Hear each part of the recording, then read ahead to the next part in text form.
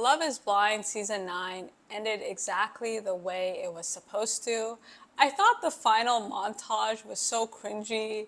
I don't know why the music was louder than the narration, but starting with Ali and Anton, I knew Ali was going to say no. I did think it was a bit messed up that she reassured Anton's mother, and I do get a sense that the producers were begging couples to at least make it to the aisle. And I do think in this type of experiment, you do have to make it to the end of the experiment, or at least close enough. Otherwise, it's just really not worth it. Now, Anton wants a trophy wife. He admits that Ali is not what he's looking for. She can't cook, she can't clean, but unfortunately, Ali does not come at a discount. I thought Ali's sister showing up was really interesting because she totally does not support the process. And I personally would not encourage anyone to go on the show. The odds of you finding someone are horrible. Now, moving on to Edmund and KB. This is a couple I know the producers begged to stay on the show. I'm sure they negotiated with KB.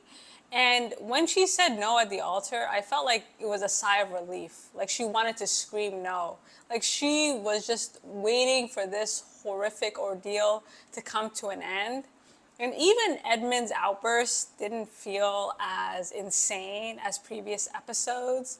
He says it came at a surprise, but he just seemed like he was kind of done with the act.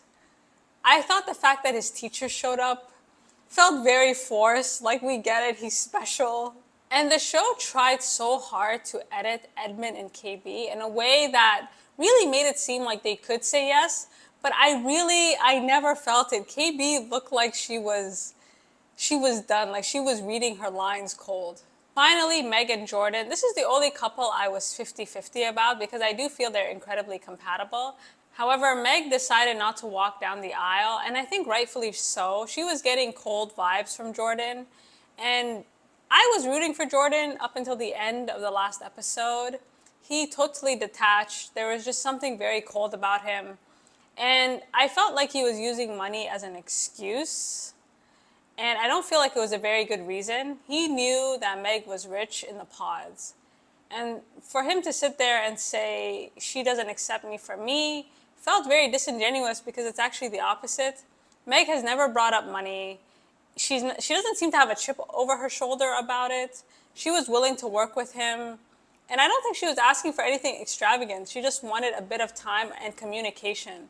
And saying you're tired all the time, well, if you're tired, then why did you come on the experiment?